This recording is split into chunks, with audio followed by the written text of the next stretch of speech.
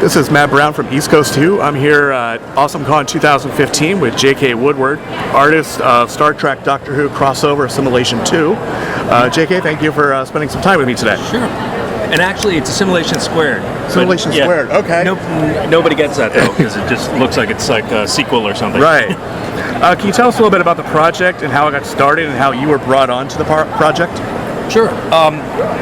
From what I understand, this is something that Chris Ryall, the editor-in-chief at IDW, has been wanting to do for a while, particularly because they had both properties. How I got involved was I've done some Doctor Who work and I've done a lot of Star Trek work. And I'm always going back to IDW and saying, what do you have, Star Trek or Doctor Who? And one day they just said, we got both. And I explained that I can't do two titles, it takes too long, I can't do two titles in 1 month. And I was like, nope, we're doing a crossover.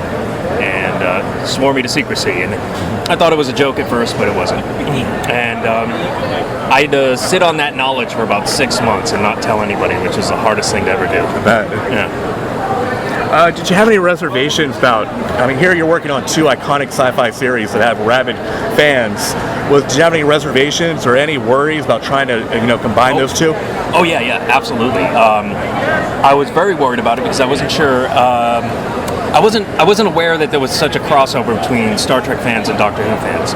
I've always been a fan of both, but I thought I was the anomaly because you generally don't talk about Doctor Who to Trek fans, you don't talk about Trek to Doctor Who fans, so I had no idea. I thought there were two very separate camps.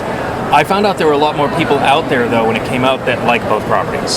So, and the only question left after that was, will they accept a crossover? And once I read the script, it kind of put me at ease because the script was a very good compromise. It was, at the beginning it felt very Trek, and then when they did the Doctor Who parts, it felt very Doctor Who. And then when it kind of amalgamated, it felt like something very different, but it felt right. How was it like working with Scott and David Tipton on the comic? Were you given a lot of freedom, or were they pretty eminent on what they wanted? No, like everything else, it was done with a full script.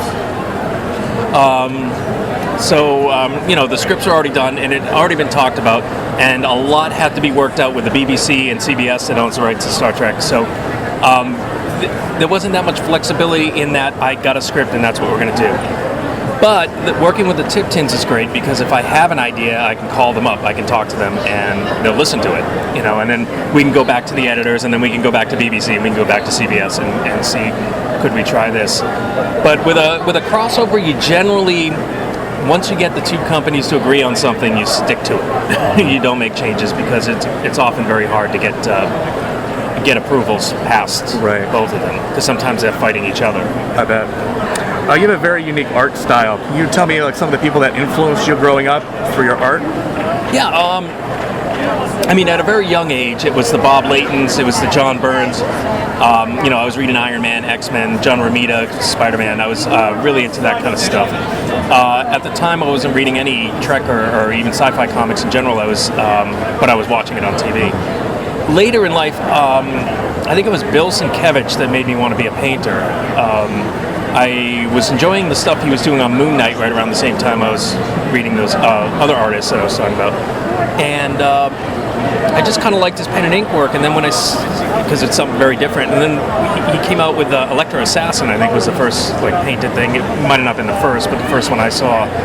And I couldn't get enough of it. And then he did a book called Straight Toasters, and I saw you can do really some incredible stuff in the comics medium that people generally weren't doing, but it was possible.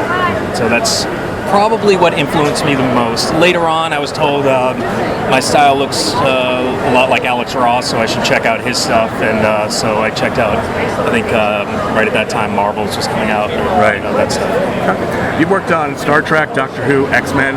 Is there any dream book that you would like to work on? Well, X-Men was like on my bucket list. That was since I was 13 years old. That one day I'm going to do an X-Men book and then I can die. So that's off the list. But probably the greatest thrill I ever got. Working with, I'm a huge Trek fan and I'm a huge Whovian, so working on that crossover was a dream come true. Something I never would have even dreamed would ever happen. But probably the biggest thrill I got was working with Harlan Ellison. He's been one of my favorite writers since I was 8 years old. Far too young to be reading any of his work. And when I got tapped to do City on the Edge of Forever, which was his original script before it got changed by Roddenberry, it was based on an actual episode he wrote back in the 60s. I got to actually not only meet him, but work with him, which was both scary and thrilling. And it's probably, so far, the biggest thrill of my career.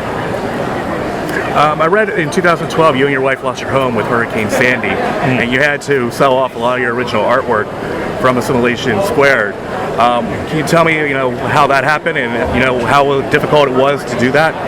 Well, I sold off what was left because I actually lost a lot of it. Luckily, I had a studio in Queens and I hadn't moved everything out yet. So the stuff that was there was alive and dry, and I could give it to an agent and sell it. But as far as how it happened is we had just sold a condo in Queens and we had moved over to Long Island just for a little while. We were just going to do it for the winter and move to California anyways. But unfortunately we had all our stuff there and it just got flooded. Everything lost. So we had to move up our plans to go to California, except now we had no money to do it, right. And we had nothing to move in with. Yeah. We needed furniture, we needed new clothes, everything was lost. So it was hard to do, but it was much harder than, I don't know, going around naked. It's true. I needed clothes.